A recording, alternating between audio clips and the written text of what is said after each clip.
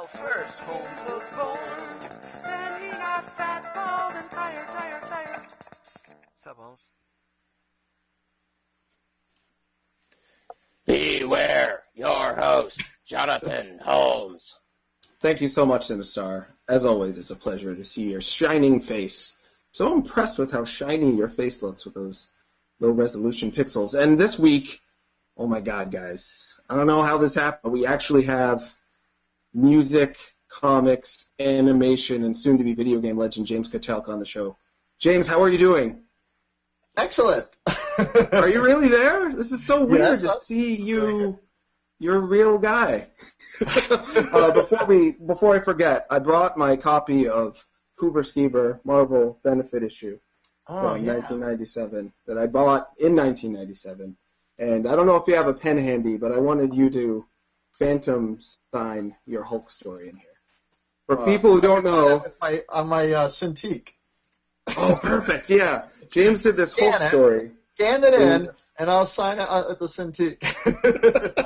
I'm going to explain to the people who don't know. Cooper Skeever was a comic put out by, wasn't it, what was it, Top Shelf or High Water? High Water Books. Yes. High Water What Comics. happened was, back in the 90s, Marvel filed for bankruptcy. Marvel Comics filed for bankruptcy, and so we made this book as a benefit issue to raise money for Marvel Comics. But it was free, because if you sold it, you would have probably got in trouble. Right. We didn't actually raise money for Marvel Comics. It was just part of the joke. I ended up buying it for, I think, like $8, is how much it cost where I got it in Cambridge, Mass. Right.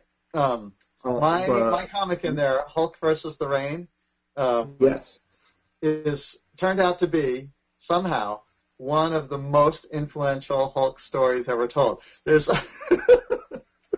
It's amazing, isn't it? There's in both the Hulk movies. There's scene taken right from my story. You're right.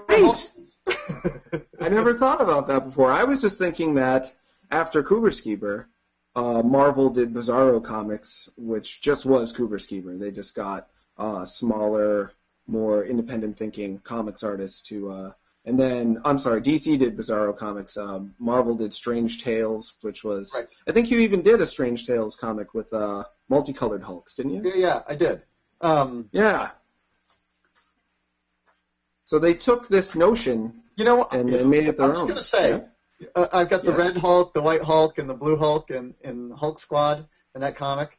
And I pitched Hulk Squad to them years before that issue came out. In fact, I pitched the Red Hulk to them before they did the Red Hulk. But they didn't take my is that Red exclusive? Hulk. No. Have you ever told anyone this before? No. Thank you so much for dropping the hot news on us. So if you get that pen out, please phantom sign this. And if you talk, the camera will go over to you and ask you to phantom sign how do the I last do it page. so that it goes, actually, how does it go on it? I mean, I can do it. Oh, you mean like this? Okay. Yeah, sign that. I am Hulk. There we go. Awesome. Thanks so much. All right, we better talk about serious things now. But I wanted to get that out of the way. So when did you get started in comics, and how did you end up moving towards doing so many other things, like now video games with PixelJam? You're doing Glorkbot's Mini Adventure. Sure. Well, really everything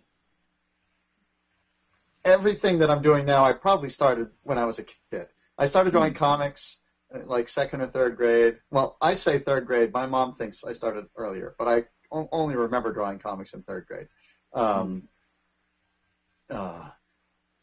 I started writing songs probably junior high, and I actually used to program video games. I had a Commodore VIC-20, and I made like 4 or 5 video games. My video game career was cut short when I had another friend that had like one of the Atari computers, home computers. And like 800 or 600? Yeah, something like that. Yeah. Mm-hmm. And so I wanted to get one of those too. And I sold my VIC-20, which I knew how to program very well. I knew it like inside and out, and got this new thing that I didn't know how to do at all. And I tried for a couple of weeks, and I just to go from going to having one level of skills to no skills at all. And it took me a couple I was like, I'm done. I can't do it. And also, you have so many other things you like to do, so I'm sure it was easy for you to just turn to writing.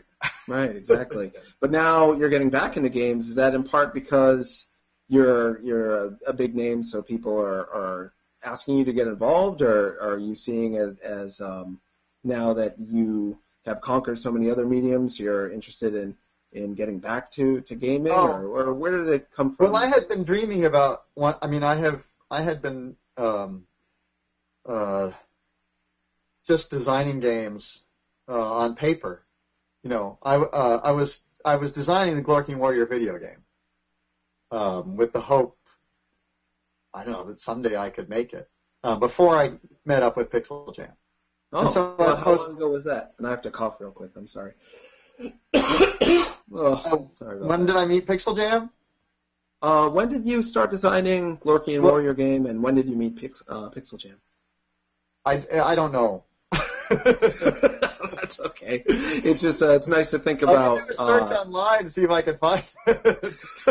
That's okay. I'd imagine these things don't matter all that much, but it's interesting to think about an idea that's been on the shelf maybe for a while. Yeah. Well, I had been designing the game probably for a couple of years before I met PixelJam, doing just little design drawings and things like that.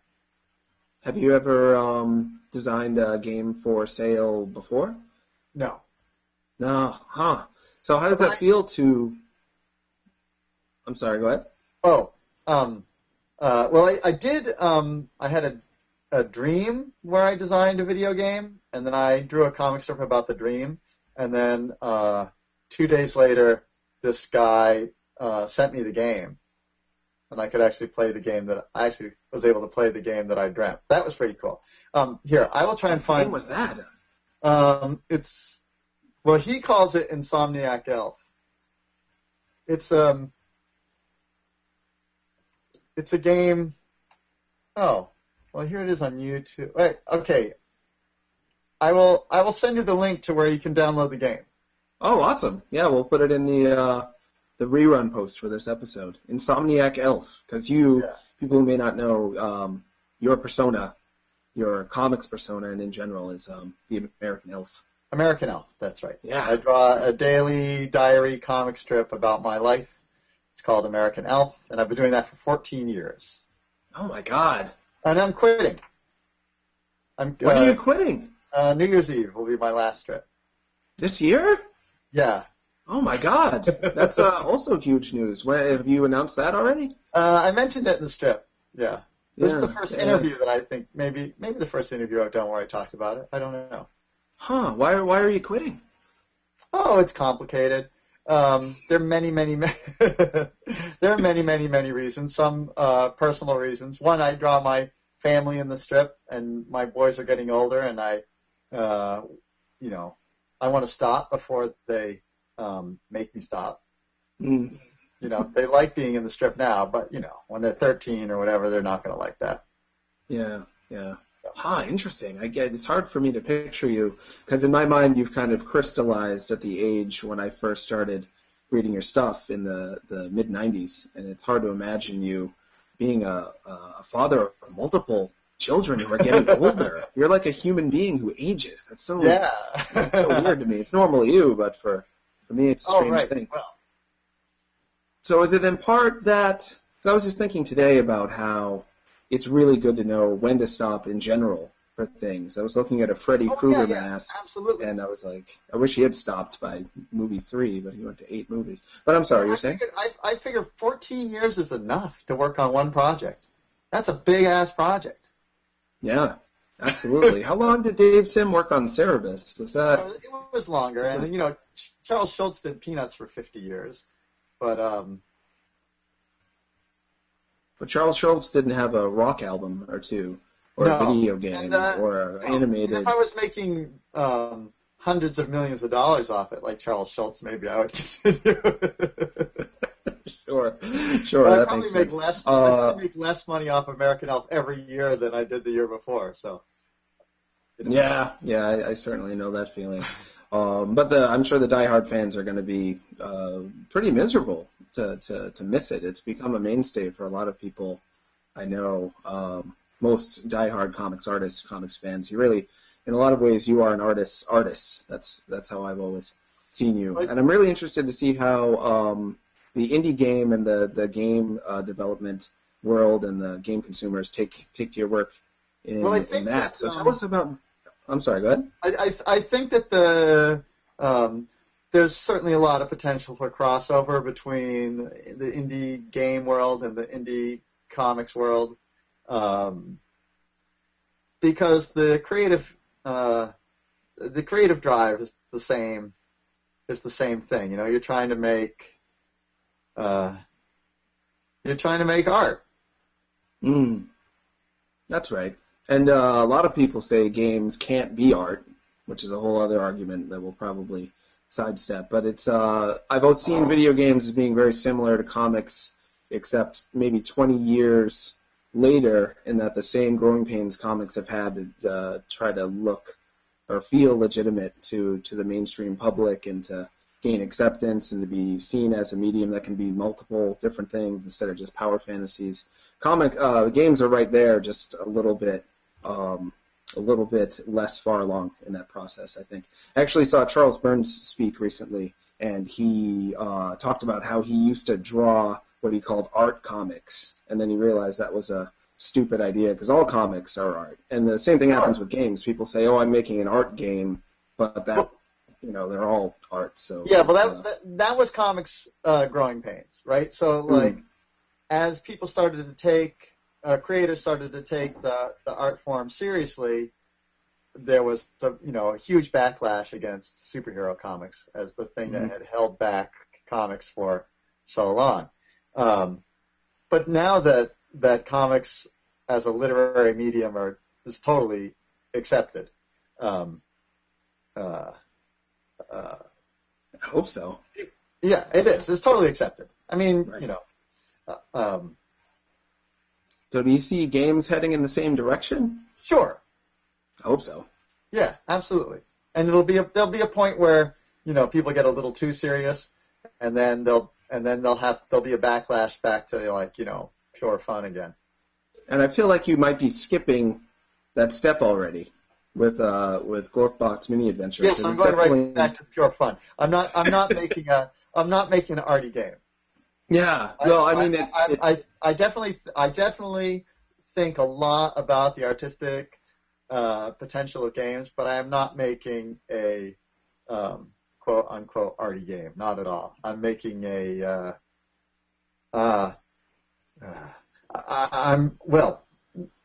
I'm just taking all the things that I really love, different little game mechanics, and just putting them all together. So Glorkian Warrior, you're a little alien with a laser backpack, and so you run around and jump, and that part's kind of like Mario-like, and that you can run and jump on guys' heads and stuff. But you can also shoot up above you with your laser backpack. So they're like Space Invader-y, Galaga type guys flying down from above that you can shoot. And then, putting in a little bit of puzzle kind of things and exploration in a sort of like Metroid-y kind of way. It's got you can roll in a ball. You can roll in a ball form just like Sonic the Hedgehog and go through tubes and stuff. Yeah. So it's in many ways it's a best of game mechanics game exactly. Already, which is really exciting. So when you went into making the game, did you feel like you had all this pent up ideas that you wanted to pack all into this? Oh, and there's gravity flipping. There's gravity flipping too. Oh, there is? Yeah. In Glorkbot's mini adventure does not have gravity flipping, but Glorkian Warrior has gravity flipping. Let's talk about the difference there for people who don't know. Glorkbot's mini adventure is. Mm-hmm. We started making Glorkian Warrior. That whole game, everything is hand drawn by me. All the levels are hand drawn, and I hand drew all the animation. Except in your pocket, you have a little tiny robot version of yourself. a little like retrographic pixel version of yourself. And so you take him every once in a while in the world, you'll find these little holes, right? Like in the wall or whatever, in a rock, and you pull out your little pixel robot version of yourself, and he'll jump down and go in the hole. In the holes are pixel caves, and it's like a pixel graphic version of the main game. And you run around with your little Glorkbot doing all the same things, and collect stuff, and then come back out, go back in the pocket, and then continue on in the main game. Glorkbot's Mini Adventure is a prequel. Glorking War was turning too big, so we were like, we got to make another game that we can finish a little faster. And so we put the brakes on Glorking Warrior and did Glorkbot's Mini Adventure, and that is one giant pixel cave. Yeah, it's not level based. It's just a big world to explore. And right. My guess was I played a little bit of it before the show, and I really got a kick out of it. And I got the sense that if I wanted to, I could spend a lot of time there if I wanted to.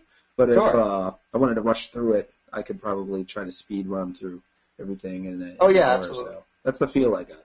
Yeah. Okay. Just checking on that. I mean, and you're collecting energy crackers in that game. So I guess basically the point is, if you explore everywhere and find all the energy crackers, or as many as you like, eventually you'll run out of energy crackers to find, and then you're done. So how long did it take to develop this idea? And I get the feeling that there's maybe a sideways message about the relationship to the real world and the video game world in it, because you have a guy who looks like he's made out of drawings, who then has a little pixel version of himself who he extends himself out into and explores stuff that he can't normally explore. So I already get a little bit of a feeling of that in there, which is very nice. It's interesting in video games the way you feel. You feel both like, I'm controlling this little guy, and you feel like you are the little guy. Mm-hmm. It's unique to the medium. I think that's part of why they think it's not art because it's like cheating to be able to achieve that level of connection, where a filmmaker has to like painstakingly get the lighting right and the script just right and everything just right to make people feel like they're actually in the movie. But in a video game, you're just like, just pick up the controller, and if the controls are decent and they're responsive, you're suddenly in there. That's part of why people think it's cheating. But you're actually putting like a game in your game to extend the metaphor even further. You're pretending to be a Glorkian warrior who's pretending to be his little robot friend, and maybe the robot friend can pretend he's something, like a frog with a giant penis or something. Whoa! Can you do a Fancy Frogland cameo? That would make me feel so great. Oh my god! I am a huge Fancy Frogland fan. Oh, thank you. For people who don't know, Fancy Frogland is one of the first comics I've ever read that is filled with sexual content that is not at all pornographic, and it showed me that you can do that. Not many people think. It's about a frog with a perpetual erection. That's right. And he's very innocent. He's the definition of innocence to me. But sexuality and innocence don't necessarily have to be mutually exclusive. And it showed me. Right, that's a scary direction to go. That's true. And you didn't take it too far. If that had been something you did for 14 years, I can only imagine what you would have had to come up with to top yourself. You ended that one right when it was time to end it. But people should pick it up. Actually used to run in my local newspaper, and every week, it ran once a month, but in a weekly paper. And Fancy Frogland did? Yeah, and every week that Fancy Frogland appeared in the newspaper, they would get angry letters, and it's a free paper. Stores would call and say, "You can never put your paper in our store ever again." So they had to drop Fancy Frogland. That is amazing. Was it anatomically correct in the newspaper? Yeah, it was just it's the same. Yeah, the same as in the book. Wow, that is impressive. You must how did you get them to? Not that it's not a wonderful idea, but I know publishers tend to play it so safe in general that the fact they took a risk on you is pretty awesome. Yeah. Yeah, that's great. So, what do you see as the parallels between the way you think about making a comic and think about making a game, if any? Oh.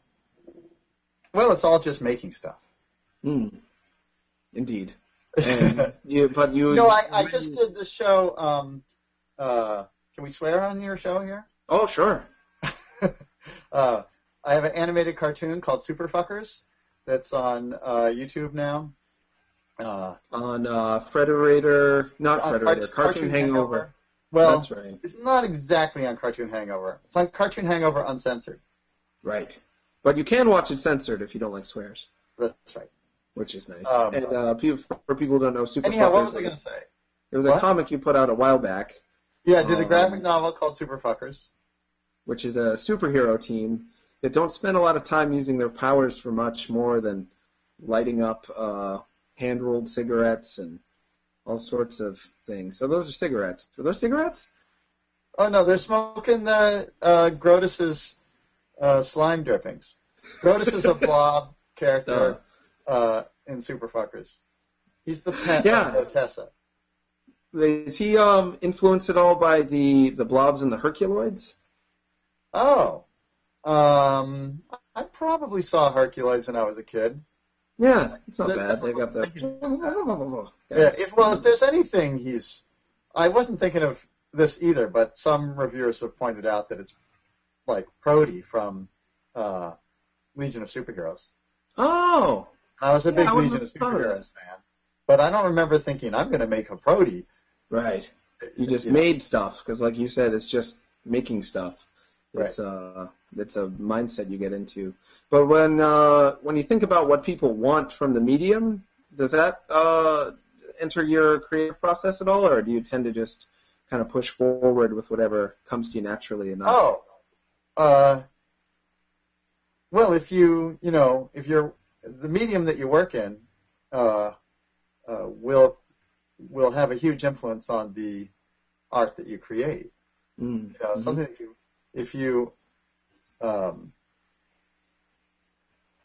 that the medium alters the content for sure. Mm-hmm.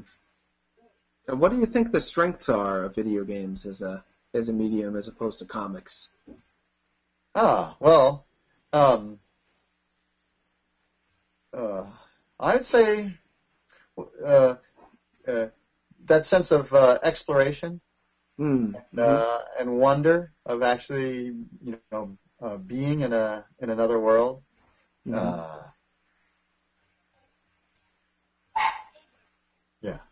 I have a dog and a cat. Did you hear my dog? Yeah, I did. My wife is in the background, like desperately trying to keep my animals from destroying the show. Sometimes the cat comes in and just wrecks the set like Godzilla, and the dog jumps on the computer. So sorry if I seem distracted. I don't think I am, but I might be afraid of that. To me, comics are about the space between panels and how the reader can fit in that space and fill out the rest of it. Whereas to me, games are about the space between you and the television screen and how you connect to it with the controller. That's how you become. It's like your portal into the game. And already, those are both really super technical ways to think about it. Oh, sorry. I tend to be a little over-analytical sometimes. But what about a Superfuckers game, James? Can you make it for me? Can I? Yeah. Well, I can't. I could with help. I just can't program at all. I wish I could. I wish I could program games. If I would, I'd be making little games all the time. Well, I don't know. Maybe you will. I don't know if anyone's. I don't know if you're into this, but the Commodore 64 is like making this weird comeback. Really? People are programming just for the Commodore 64. There's some game developers from Vlambeer. They made a game called Super Crate Box. It's a great game. I'll send you a link. It's free. They're making a Commodore 64 version of that. This man. I think the Commodore 64 version is out. Yeah, you're right. You're up on that. Yeah. Oh, I should have known. Yeah. I don't know if you played Pixel. That's a comedy game about exploding and humping things. There's a Commodore 64 version of that. So all these guys are coded in your old language, in the Commodore VIC-20, Commodore 64 language. So you could get back into that. I probably could. That would make me feel great. The Super Fuckers game in VIC-20 would it sell? Maybe. Would it make me happy? The reason I was able, I just knew where all the like poke and peek locations were and what they all did, and now I don't. It's like 30 years later. I don't remember all the poke and peek locations anymore. I programmed it basic. If you were to make a Super Fuckers game, what would that be like, you think? Just off the top of your head. Any idea is good. Just put it out there. I don't know if it would be a Super Fuckers game or not, but I really like to make an iPad game where there was like one character in the center and you had 4 players, around the iPad, and each person controlled one of his arms and one of his legs. I'm not sure exactly what you'd do with that.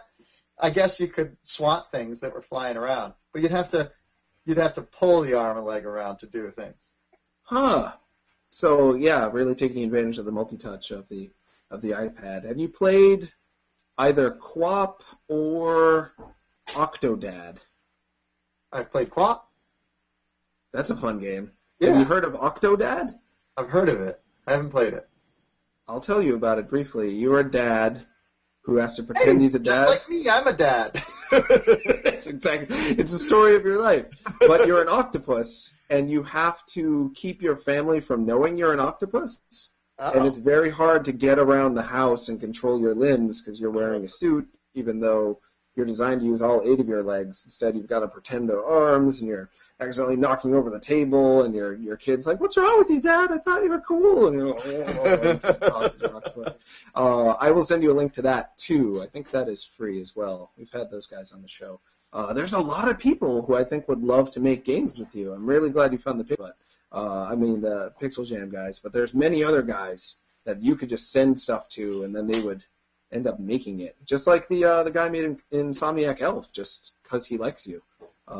I could see that definitely happening for you. So how did you end up meeting the PixelJam guys, and how did that move forward from there? Well, I have a rock band, but I also I put out one chiptune album called Digital Elf, and so I played at this little chiptune festival in New York City, and Mark DiNardo was there, who performed also, but he makes music for PixelJam games. And I was just talking to him about how I'd like to design a game. He was like, "I bet PixelJam would design a game with you." So like 2 days later, we started work on the game. Wow, that's awesome. And how long has Glorkian Warrior been in the works? If you had to guess. It's like 3 years now. Wow. That's awesome. I wish I had heard about it before now. I only knew about Glorkbot's Mini Adventure, and I completely freaked out when I saw you teaming up with PixelJam. I'm very sad. I wanted to do a game that we would finish like in 2 months, and that was the idea. And they ran a Kickstarter drive to raise money to do that with that time frame in mind. And then they decided to make the game, too big, and the money's all gone. And here it is 3 years later, and no one's, I was going to say no one's got anything. That's not true. They've gotten the betas. But we don't have a finished game. Yeah, it is. It's a very unpredictable process, and I've found that mentally people can start at one place, but before they know it, they're in a very different place just a few months into development. That happens a lot. But you are going to put out Mini Adventure pretty soon, I think. I hope. I played a version of it. I thought that was going to. Now, see, Glorkbot's Mini Adventure was a game. They said, okay, Glorkian Warriors taken so long. Let's do Glorkbot's Mini Adventure, and we'll bang this one out in 2 months. Now here it is, almost a year later. It's still not done. It felt done when I was playing it. Really good. Yeah, good. You can tell them I think it's done, and they should just release it now. Well, see, like, it's funny. You'd think them being the professional video game designers and me being the artist, that I would be the flighty one. Well, you have shown over the years that you But, can... like, yeah, no, I'm always like, okay, I always want the simplest idea. Let's just have the little guy run around and pick up crackers and we're done. You know? And they were like, no, we want something new and different to happen in every room. I'm like, okay. Well, between the two of you, I felt like the end result was fantastic. And it's going to just release for free, or are you going to get to sell it somehow? Oh, we're going to sell it. Oh, good. Yeah, I want to see it on a lot of different platforms. I'd love to see. Yeah. Well, they just they need money. That's often the case. Well, they need money so they can make more games. I mean, and to live and support their families. But yeah, sure. Yeah, I hope added exposure will cause publishers to give them money, and then they can put it out and finish it faster. That's exciting. It's a little bit hard in that, I kind of wonder, so many people are, they just love games so much, and they want to make their own game, and then they give it away for free, a game that has a lot of work put into it. And sure. And then you want to sell your game, and they're like, well, there's all these other games that are free. I was just talking about that, and I got yelled at by my friend, Jim Sterling, who does a lot of the reviews for our website. I'm very worried about the devaluation of all media, comics, which people are pirating constantly on the internet, and games, which are just willfully being given away for free. That are really good at sending the message to consumers, well, a really good game isn't actually worth anything, so I'm not going to put value on them financially or otherwise. And the counter-argument to that is, oh no, if really good people develop their games and set them for free, then the people who are overcharging like $80 for a game and then charging you to play it online every month, they're going to have to bring their prices down, and then the consumer will win. But maybe, but are they overcharging? Doesn't a Call of Duty game or something cost $100 million to make? It does, yeah. And the marketing, I think, is just as much. But then they make... I think the marketing is even more. Yeah, it may be. But then they made like $15 billion or something in the first month. Right. Yeah. Some ridiculous amount happened. So, of course, there's no black and white to how much something should cost and how much... But there are some games that they try to charge a lot for that maybe aren't worth it.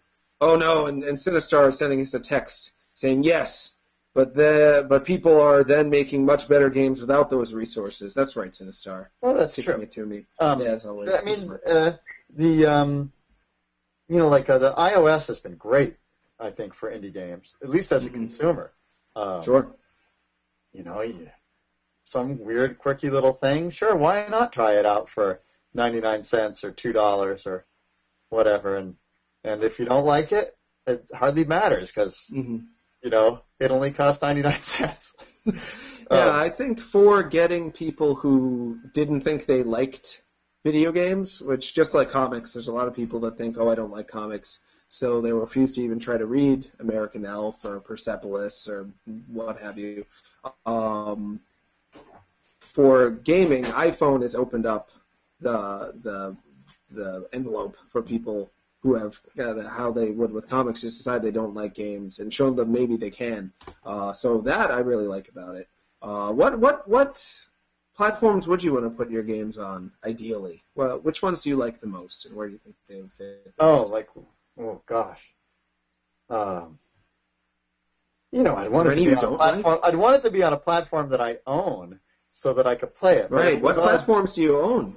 Well, I have a Mac. I have the iPad. I have a Wii. I have the Wii U. I have a PlayStation 3. I have the 3DS. I would love to have an Xbox 360 also, but it seems I just felt like it's too much. There's some great games on this. I just felt like it just seemed decadent to have the Wii, the PlayStation 3, and the Xbox 360. That just felt decadent to me. So I just skipped one. Yeah, that was the one. So I wouldn't feel like, I don't know. No, you're not alone on that, because there's a lot of crossover between the 360 and PS3 games, but the PS3 plays Blu-rays. If you're a family man who have a wife and kids who might want to watch Rocky 3 on Blu-ray, then right. Choice is clear. Yeah. Now, and you have a Wii U already. I do own some Xbox 360 games though. Really? What games do you have? One of the Gears of War games and one of the Halo games. Because I have a friend that does sound design for Microsoft, and even those studios are not they're not fully owned by Microsoft. And my friend who is a Microsoft, but they would send him when it would be the final crunch, last 6 months of the game or whatever. I could be telling the story wrong. But they would send him over. He would leave Microsoft and go work at Bungie for 6 months and do sound design for them. Gotcha. That kind of thing. Yeah. So out of solidarity, you got those games, and I'm sure you'll get a 360. Yeah. No, he gave them to me. Oh, that's nice. Oh, what a good friend you have. That's good to hear. And you got the Wii U already. What do you make of that thing so far? Oh my God, I love it. Yeah, it seemed that controller. Who knows? I don't know. Everyone was like, "That controller's stupid." It's the best controller ever made. I think it's awesome. Yeah, once you actually feel it. And now, are you on Miiverse at all? Yeah. Have you been doing any drawings? Yeah. Where can I find them? No one's particularly noticed my drawings. There's only 2 guys that know it's me. Do you want that to change? No, it's okay. No. I want that to change. I want everyone to read you. I'll send you the link. Do you want to be my Wii U I'll send you my avatar name. Yeah, let's trade. I'm J_Holmes. So if you be my friend, that would be awesome. Okay. I'd feel great. We should probably be getting questions in. The only reason I don't know if I should share my name with the whole world is because my kid plays as my name too. So.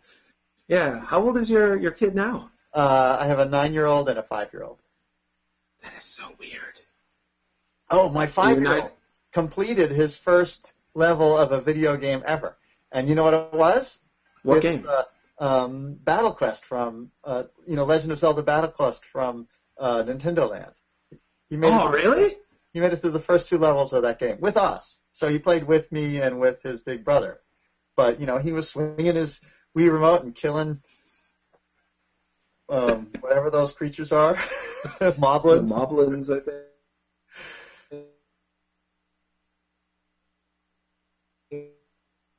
Okay, I see questions. So he was the sword guy, and did he play as the arrows guy? Oh, yeah, I usually play as the arrow guy. Oh, yeah, I'll ask them aloud, because it gives you time to reflect. Yeah, I love the arrow guy, too. Okay, but Sirman asks, what kind of stuff did you make for the VIC-20? Oh, what an excellent question. Thanks, Sirman. I should have asked that. Okay. That's too bad. You can answer the question, yeah. Oh, I'm getting weird. What kind of stuff did you make for the VIC-20? From your voice, and it's really freaking me out. But I will try to answer the question. What kind of stuff did you make for the VIC-20? I made a Qbert-style game where you're a little guy hopping around on platforms, and I made it so you hop on it once and it changes the color, and you hop on it again, and it changes another color, and you hop on it again, and it disappears, and you'd have to go around the pattern and, complete it without trapping yourself in a corner or something and dying. I made a game where you were mining underground using bombs, to break tunnels. underground. Meanwhile, this blob was like slowly taking over the whole screen. So you were like collecting bombs and just like, trying to collect as many bombs as you could, but you had to use the bombs to collect more bombs, and then dodge the ever expanding blob at the same time. I made a couple like text adventure games, Dungeons and Dragon-y kind of things, and I made a game that was kind of like Robotron, except instead of shooting, you laid mines, and then you'd have to get the guys to walk over the mines. I want to play all those games. Yeah, they're cool. Dead. Yeah. And you put, especially that first one, I'm a huge Q*bert fan, and I feel like Q*bert has been long due for a return. The name of my game was Smedley.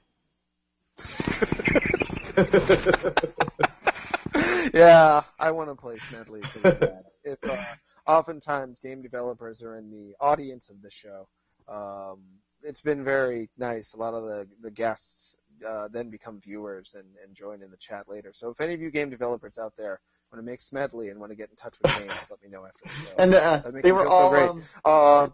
I never used sprites.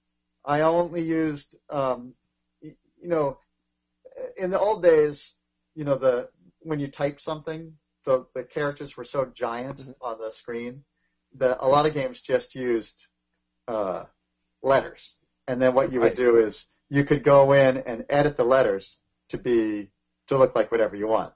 So like instead of the letter A, you could make like a little guy. And then to make him walk, maybe his legs were in one position for A, and in a different position would be, and then the letter B would be a little guy with his legs in a different position. So then as you moved across the screen, you just have it print A, B, A, B, A, B, A, B, A, B. I'm so mad that I didn't think of that. That is so... Oh, Smedley. Is that what Smedley was? An A-B? Yeah, probably. That's, you're such a... No, but you edit the character. So it's not the letter A. It's like a little guy. But you can probably see traces of a letter A. No. Not at all? No. I might be able to. I'm pretty good at that sort of thing. But it's so genius because I feel like, how hard do you try? Or versus how much does it just come out?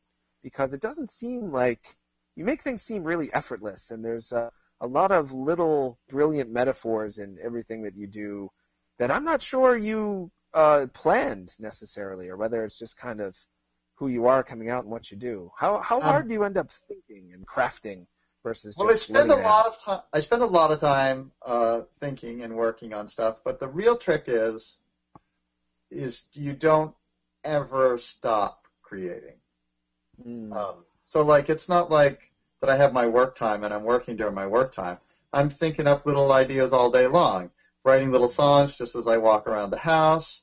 Me and the boys, we invent video games on paper, and basically they're like pencil and paper games, but we come up with some little play mechanic and we do it all on, or like drawing games. We call them video games, but they're games we play on paper.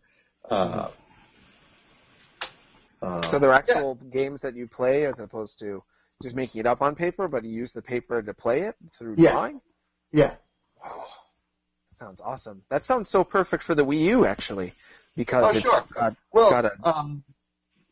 there's a drawing game that a lot of people know that I don't know what you call it. It would probably be like Tank Battle or something, where you draw on paper a tank, and you draw your tanks, and the other guy draws their tanks, and then you move a certain distance, and then you shoot you take your pencil, like,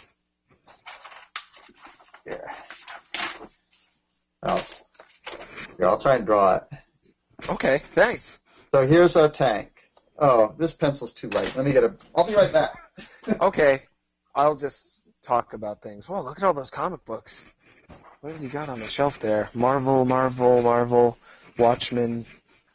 Okay. Oh, you're back. So, yes. I'm going to draw it with a Sharpie, although we really play with a pencil. Okay. You won't be able to see it if I don't. Wait a minute. I can't. Oh, no. What'd you do? You're good. My whole monitor is gone. My whole computer, died. Can you hear me still? I know what happened. Did the plug I've come got out? two monitors. I've got the Cintiq and I've got the my main iMac. And hold on. And I was trying I'll go back to reading your comments. The iMac is on a hinge, sort of, and I was trying to put it down so you could see my paper. And yeah, I know. And I must have wiggled the DVI cord and back, which made both monitors go out. Oh no! How is it now? It's back. It's Oh, fine. good. But for a moment, I thought that my computer was dead. Which is, that's a real hardship. Oh, sure. Okay. So here's the tank. And then to shoot, you put your pencil on at an angle and you flick it. Oh. So, if there had been another tank there, I would have shot it. So sure, but when you flick... I'll try and hit it.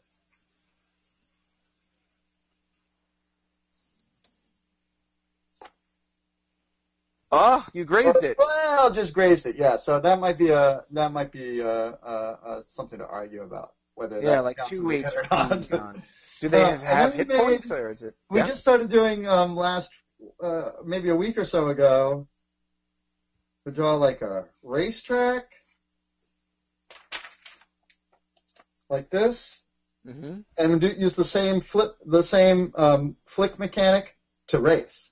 So you draw your car, you flick, and then you go as far as your flick went. If you hit the edge of the racetrack, your car stops. So if you hit the line, your car stops, and then you flick the next way, and then that's super fun. Yeah, can you make that? Make that a game I can play. 'Cause I want that. You can play it right now.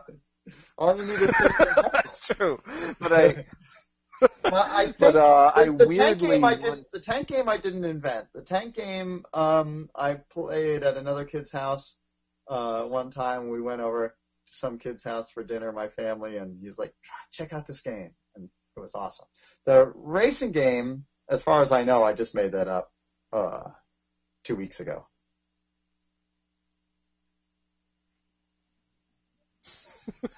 There's a game on the Wii U coming out called Measure Up. Have you heard of it? No. Can you hear me? Beware. No, you're move your head because I couldn't look. Yeah, there's a terrible audio delay. Since we're having the audio delay, why don't I do one of these other questions? Sounds good. Has there been / do you anticipate any backlash from people about you changing media? No. I think people are into that. Well, for a long time I had, my career with my rock band, James Kochalka Superstar, and my comic book career, and the two audiences didn't even know that the other existed. But people have caught on that I do lots of different things now. Oh, I even act. I acted in a weird little web show. Are you gone? Uh-oh. He should be back. Okay. He's just loading, and I had him leave and rejoin to see if we can fix this problem. Okay.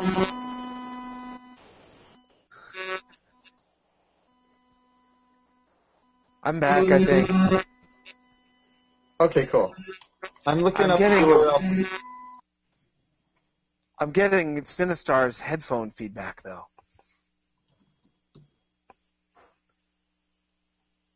Well, if I hadn't had to I've come still got on terrible and talk to you, delay. actually, you're really delayed still. That's not good. Maybe James should just do all the questions, and I'll try to fix this in the background. Is that okay with you, James? I'll do all the questions, and you'll just laugh in the background? Oh, you mean all the questions? That might be. Wait, I'm sending you another link.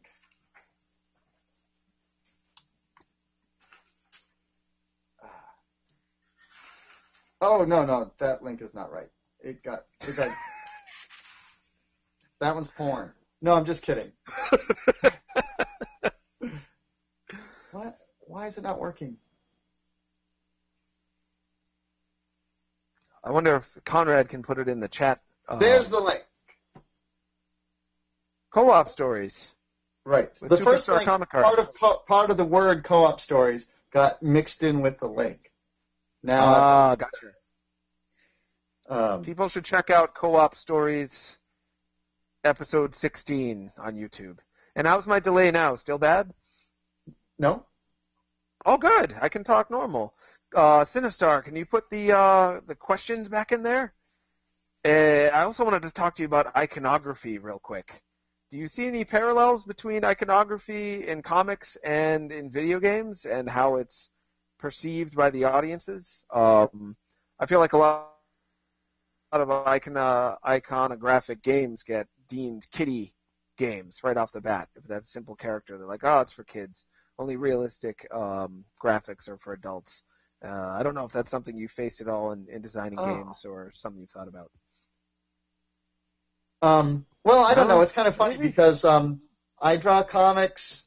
I draw comics for adults that look like they're drawn in a little kid style, and Right. like in a kid's comic style. Like Super Fuckers looks like it's a comic for kids. It's not a comic for kids. But I do draw comics for kids too. I have a series called Johnny Boo that's really popular with kids, and another series called Dragon Puncher. I haven't heard of Dragon. I've heard of Johnny Boo, but I haven't heard of Dragon Puncher. What's happened to that? It's my cat.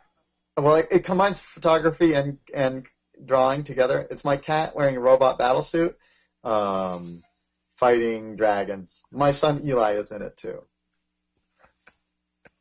That sounds very, very good. This past summer, I won my first Eisner Award for the second book in that series, Dragon Puncher Island. What a dumbo I am. I'm sort of out of the comics loop. I don't get the comics news as much as I would. Yeah, I'm going to find that. Dragon Puncher. Thank you so much for that. And Sinistar, can you put all the old questions back in? Because they wiped for me when I left the Hangout. I see them. Shall I read another one? Oh, sure. That would be wonderful. As an artist in an independent game developer group, which would be the perfect working environment for you? And how do you know how much input is required of you in the projects? Well,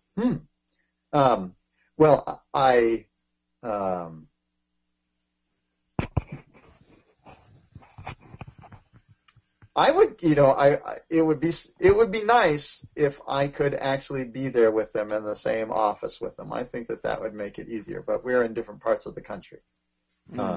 We can work that way. It's fine. It's certainly convenient that we can work that way. The internet allows that to happen. But since you are a guy who's making stuff all the time, if you were just around guys while you were making it, like how when you're with your sons, it sounds like you just have an idea and then they feel what you're feeling and grasp it, and then they have an idea and then you have an idea off their idea. That sounds like how I would want to collaborate with you if that were to ever happen. That would be really fun. I mean, one thing that was maybe a little hard designing the hand-drawn levels is that I would draw them, right? And I would just have to guess that the distance between objects were the right distance, that the jump could be made, or anything like that. Like I would send it to them, and then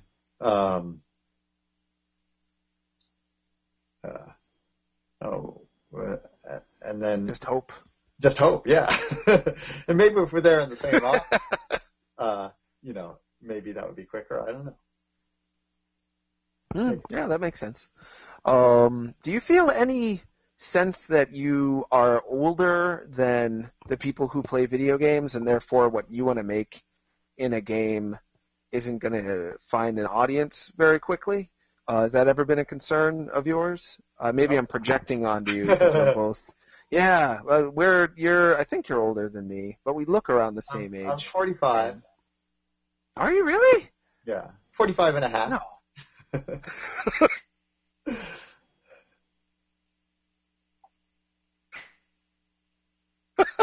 You certainly don't seem it. You seem, you're one of those people who seem to you're talking to. Like, I thought you were my age, but I've always thought you were my age. What age are you? Kind of have that agelessness to you. I am 36 as of Friday. I just turned into that. A 36-year-old. That's plenty old. It feels it. It feels it. And you're making super fuckers. Who is the target audience for that? Are they close to your age, or is it any age? It's not kids. You've said. It's got a lot of Yeah, I don't know what the target audience is. I mean the production company or the network or whatever you call them, the Cartoon Hangover, they might have like an idea of who they think the target audience is, but I certainly wasn't thinking of any particular age person watching it. I just, assume they're old enough to hear the F word.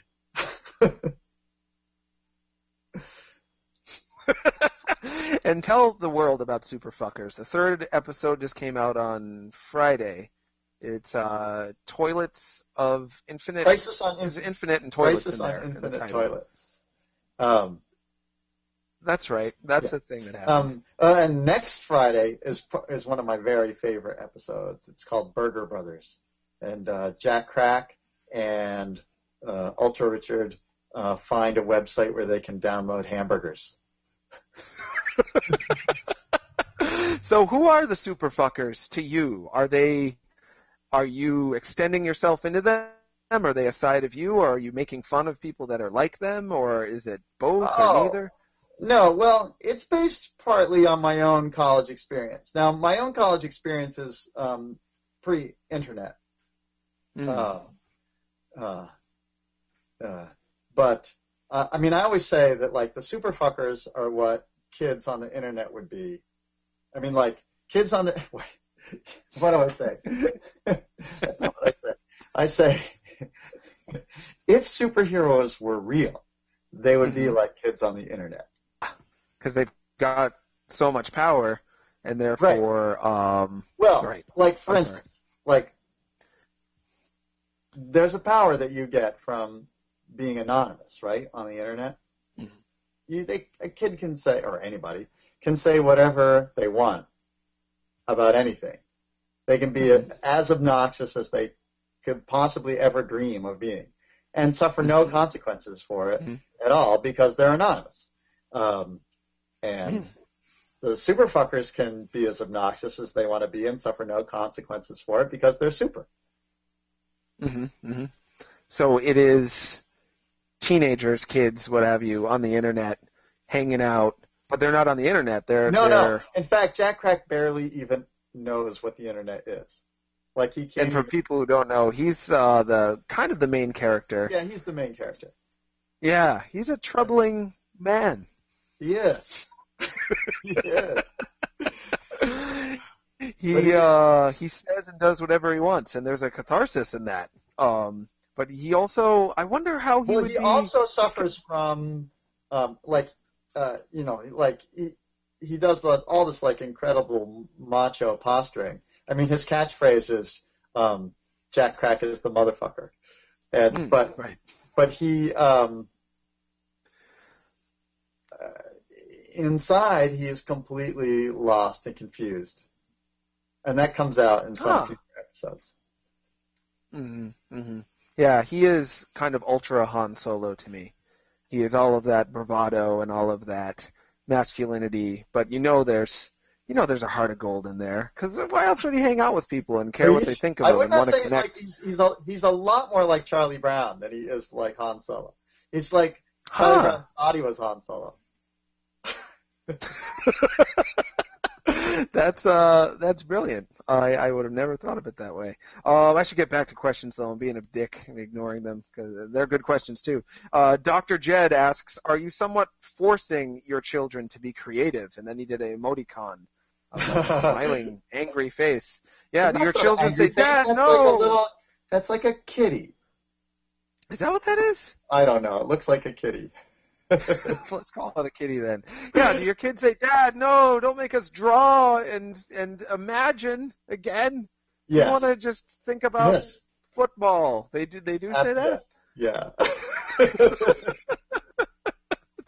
That's hard to, because you are in so many ways the dream dad who wants to embrace the imagination and the willingness to experiment that so many children have that adults tend to lose. You've grafted onto that and maintained that. So I'd imagine your kids are psyched to have a dad. The stuff like playing the drawing games together. Mm-hmm. They love that. They're totally into that. Mm-hmm. They don't like it if I give them. They don't like it if I give them an assignment. Oh, do you give them assignments? Well, sometimes. What kind of? I'm really curious about that. But that's maybe not something you want to get into. It's totally up to you. But I don't know. Yeah, I'd love to know what assignment would you give if I were your kid? Like, Eli will be begging to play Minecraft, and I'll say, well, you can play Minecraft if you write me a story about Minecraft. And then he'll go upstairs and he'll write a story or something like that and say, I did it. And I say, okay, you can play. It's like homework. That is so awesome. Oh, why can't you be my dad? Quamaflage asks, aside from Burlington, what places in Vermont have you drawn? I didn't. Well, yeah. Have you drawn more of Vermont? He wants to know. Probably. I've definitely drawn Little Hosmer Pond, a bunch of state parks. I can't remember. Huh. I'll have to find those drawings. I always forget where you live. You're kind of one of these lives everywhere guys in my mind. R. Xanadu. I do not live everywhere. I live in one place. Well, that stands to reason. R. Xanadu asks, speaking of age in the game industry, do you see anyone in the indie game world that could eventually go on to lead the industry forward? The larger company? Huh. I don't know. I don't know. Who do you know? A lot of people in the indie game development world? No.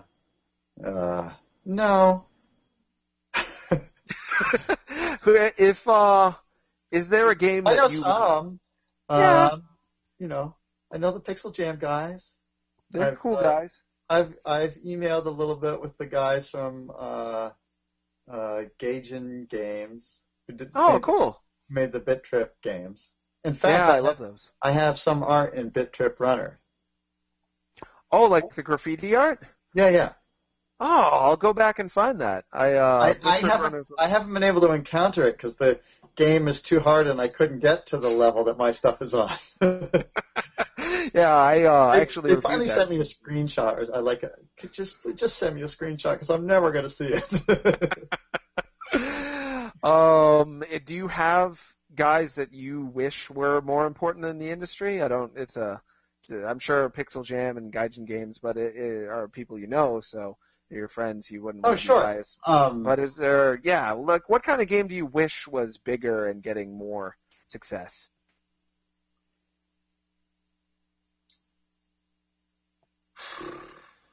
I don't know. I don't know how well.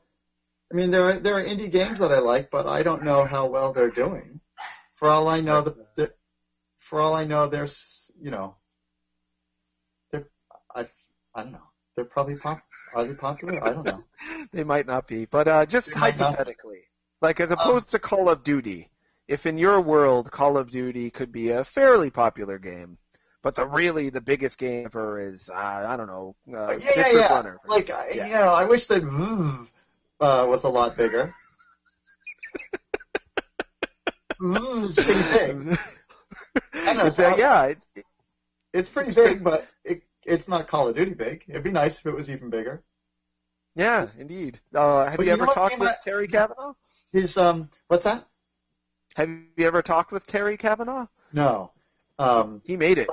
I'll introduce you. Okay. I really enjoyed his game before even more. Don't Look Back? Don't Look Back. Yeah, what a good game. And he just released that on the on iOS a few weeks ago for free. Oh yeah, that's right. I couldn't understand why he didn't charge 99 cents for it. He is painfully humble. He just doesn't think his stuff is really that important, but I sure do. I really I peer pressured him to put Don't Look Back, Super Hexagon, and maybe one other game on the 3DS eShop for a few bucks. Oh, good. I think that would be perfect. He probably won't do it, but I try to. I would rebuy if Don't Look Back shows up. I played it on the computer for free. I played it on the iPad for free. If Don't Look Back comes on the 3DS, I'll buy it. Yeah, me too. Hear that, Terry? Terry's roommate was on this show, so maybe she will watch and tell him, or I'll bother him. Woolly Buster asks, any inspirational words for people who are trying to do animation, art, or game design? Sure. I think they're great things to do. This is what you need to do. Don't worry too much about like your stuff not being good enough.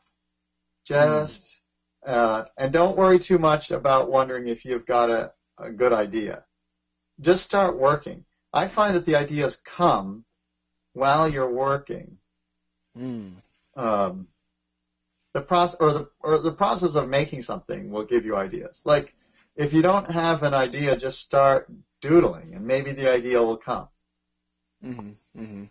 Yeah, I think people are often afraid to find things through experimenting. They think I'm supposed to have it preformed in my head and be sure it's going to be a huge success, and then I'll bother to start. But it's actually the opposite. You start not knowing anything and really embrace the void of, maybe I'll suck today, maybe I won't, but if I don't try, I won't find out.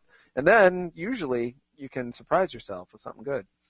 And then the other thing to do is to make friends. I'd say make friends with as many people as you can who are kind of at your level, and you will all grow together.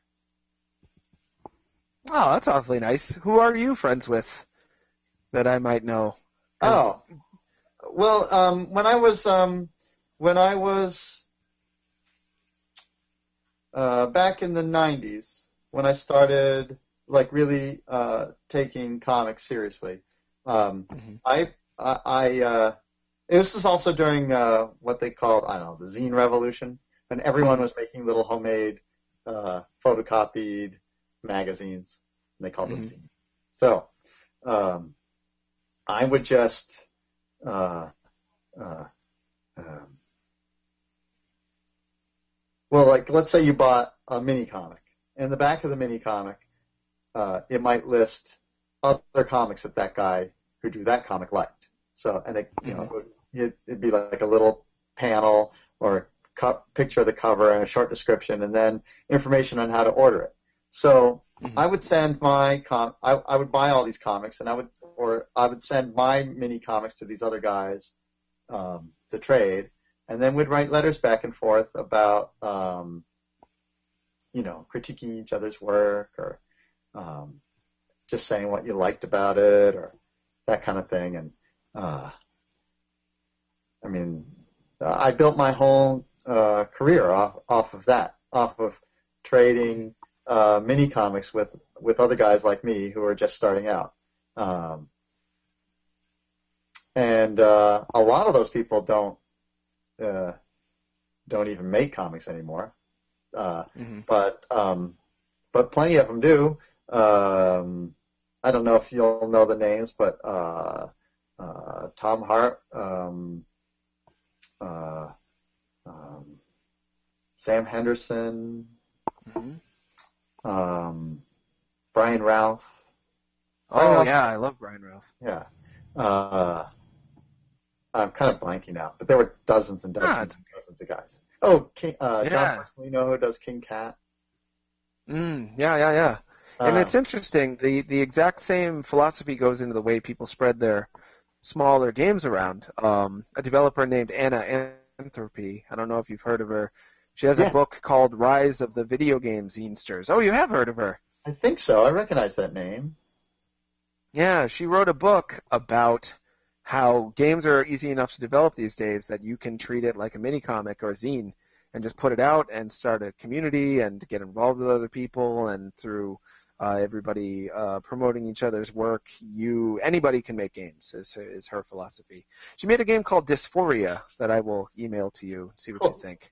It's pretty awesome. Seems like you would like it. It's got a similar art direction as which is a good game. It's fun to say that out loud. There is a game that I love so much, and it was called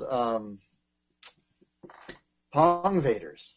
It was a 2-player game for the iPad, and it's basically Pong. 2 guys, controlling the paddles on either end of the screen, and then there were Space Invader guys in the middle, and you had to fight the Space Invader guys with your little Pong ball.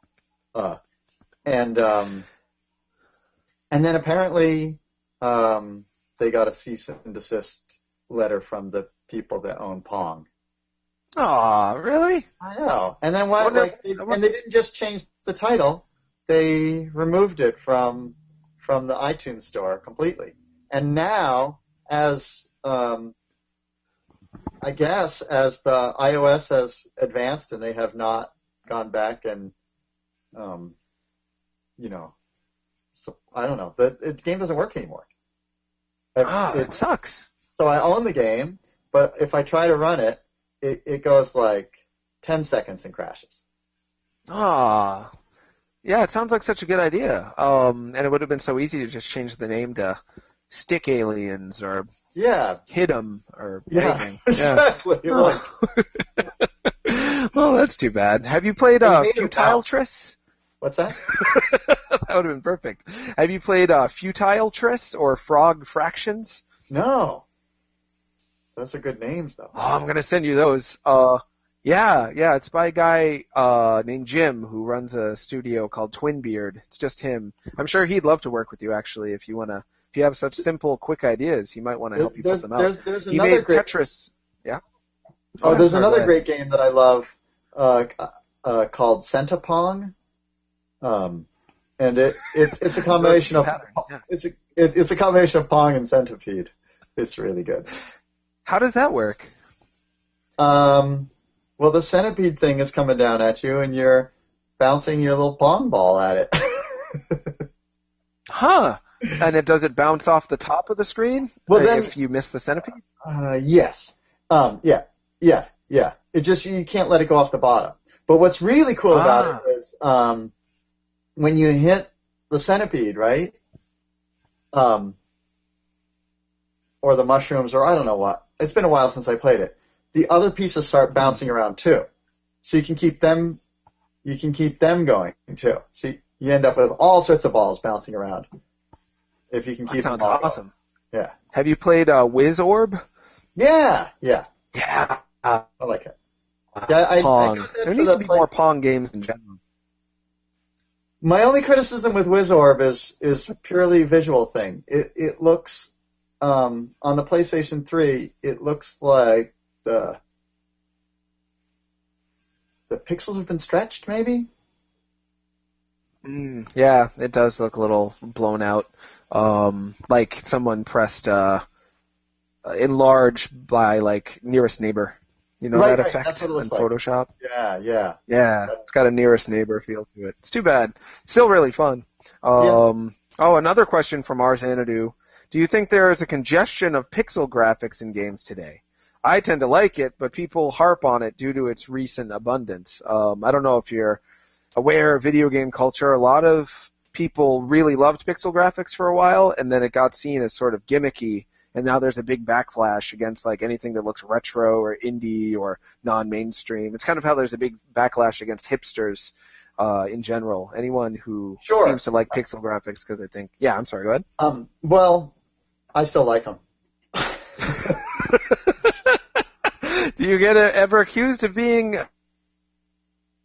a hipster who likes uncool things in order to be cool? Well, there's a newspaper in Austin, Texas, wrote an article, I think last spring, where they were talking about, what they're examining hipster cities around the country and like what's going to be the next Austin. And they named as one of the top hipster cities in the country my town of Burlington, Vermont.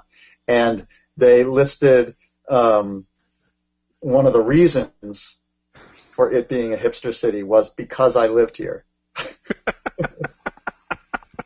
How does that? I don't take hipster as a pejorative. This is my definition of a hipster. A hipster is a guy who likes awesome stuff that other people don't get because they are too lame to understand. And that could be, for me, that could be almost anyone who likes video games because video games are not. They're not really even called. The Beatles are hipsters. They were hipsters. Wow. They were hipsters. And they're the greatest some of the greatest artists that ever lived in the history of the world. So anybody who says they're against hipsters, they're against the Beatles. They're against Elvis. If you're against hipsters, you're against Elvis. If you're against hipsters, you're against Van Gogh. If you're against hipsters, you're against Picasso. If you're against hipsters, you're against everything great that's ever been made. Yeah, you're against the pyramids. You're against the Great Wall of China. Maybe not the pyramids. Probably not made by hipsters. Probably the pyramids are made by dictators. Right. Which are not hipsters. God by definition. And according to Sinistar, Elvis sold his soul, but he'll give you the Beatles. I guess he sold his soul. He wasn't always hip, but I always loved him, even to the end. So we've got a few... No, he wouldn't be swinging his hips like that if he wasn't a hipster. You know what? That's exactly where hip came from. Exactly. Yeah, it's from his sexy hips wiggling around, making all the girls feel uncomfortable in a good way. Yeah, so hipsters just make girls feel uncomfortable in a good way. We should all be proud to be one. Oh, God, my brain. Well, we have about 9 minutes left.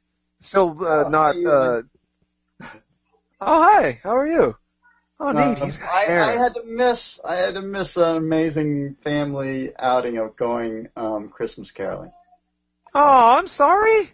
You did this. I really appreciate it. We've got 9 minutes left. I want to make sure we talked about everything you wanted to talk about all the stuff you're doing. You have a new album out, I think, too. I want to make sure people know about that. I do have a new album out. It's called Beautiful. Talk about that. It's on Bandcamp. It's called Beautiful Man. It's a rock album. But two of the songs are chiptune songs with the rock band on top. Oh, okay. Eli, you might want to go away. Bye-bye. Sorry. Or you can come back. It's totally up to you. Oh, he okay. Seems nice. No, he is nice. He is nice. So Beautiful Man is rock and roll, but with a mix, it sounds like. How many songs are on it? When did you start working on it? What do you think of it? Give us the full rundown. Oh, well, it has songs on it that my band has been playing for like the last decade, but just I didn't happen to be on any other records. So I thought I better record them. And now it sounds like it was the time to do that. So how many songs would you guess are on there? Oh, wait. Eli, come back. Oh, he doesn't have to. I was just going to say, we were talking about pixel graphics before. And what do you think about pixel graphics? They're great. Yeah, they're great. Kids of today love pixel graphics. Can you ask all Eli? Like pixel graphic games, don't they? I don't really know. You don't really know. Okay. We can guess though. Eli, nice to meet you. I'm Jonathan. I think. Do you see? I wanted to ask him if he sees a big difference between pixel graphics and polygon graphics. You can ask him. It's totally up to you. Either way. So you've played a lot of games with like old school pixel graphics, and you've played a lot of games with like polygons, like triangles. And then you played a lot of games that are like more modern, right? Mhm. And what do you think about it? Well, I do like the pixel graphics a little better. You like them better, but you like them all, right? Mhm. You like any kind of game. Do you feel hip because you like old graphics?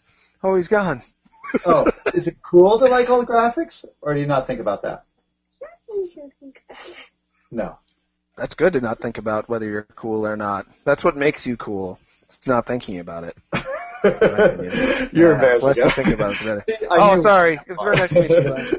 Wow, that's because a lot of people, older guys, or older than Eli anyway, will say, oh, only old guys like pixel graphics. They think they're all ugly on sight because they've grown up in this world where the standard of beauty for games is all about moving towards realism. But it sounds like... Of course, he probably likes all these whole different games because I like them, and we play them together. But his friends' dads aren't guys that are obsessed with video games, and all his friends like old school games too. You know, like every kid has the Wii, and a lot of them go on and buy, you know, they'll buy some old game on the virtual console, and as far as they're concerned, it's the same as a new game. Like they don't, you know, it's all on the same system. As far as they're concerned, it's just another game. And the graphics do their job all the same. They Right. represent the characters, make you feel something. I love that. I love that what your son just proved to me. At least I'm going to pretend it's solid proof, it's scientific proof, that any kind of graphics can be good graphics. How nice. Oh, I feel so much better now. I feel great. But we were talking about your album before. How much does it cost? How many songs are on it? Yeah, well, it's Are on there Bandcamp. demos?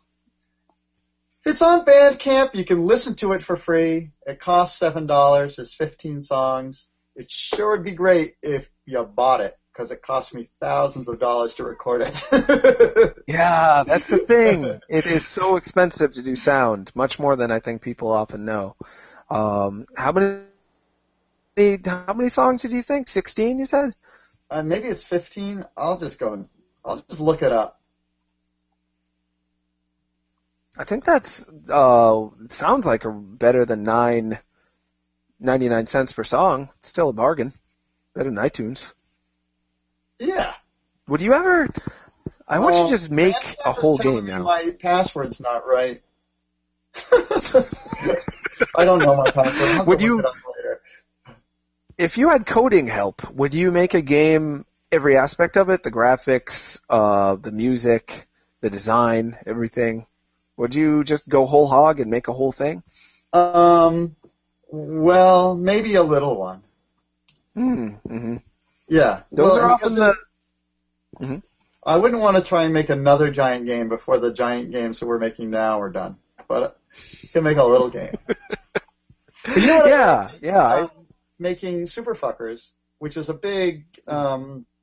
It's a big production. There's real professional animation studio. There's director. There's storyboarders. There's professional actors. Big team of people working on it. And I found that's a great way to work. Have super talented people, doing things and for you, and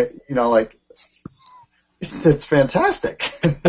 Yeah, I on didn't have Super to do it all Fuckers. myself. It's amazing. Did you just write it and tell them what you thought would be good, and of course design the characters, and from there, did you have creative control over what they did, or did they just do it perfect the first time? Or and Maria no, I Bamford worked- is in that show. That's so good. What's Sorry. that? Maria Bamford? Yeah, I got freaked out that she's involved. I love her She so plays- much. But I'm she sorry, plays- you were saying? She plays two characters. She plays Princess Sunshine and she plays Computer Fist. And Computer Fist is this new recruit who is like desperately in love with Princess Sunshine. So it's funny that she's playing both sides of the equation. Yeah, I can picture her knowing how to do that. Yeah. I love her. But I'm sorry, you were saying about your involvement in Super Fuckers. Do you have total control, or is it scary at all to give up control to all the other people involved? you know,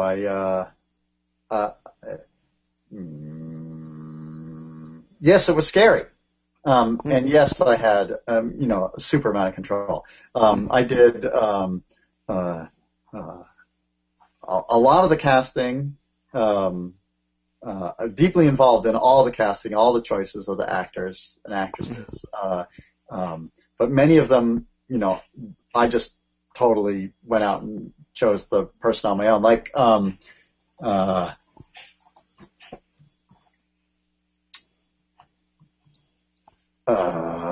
you looking up a guy?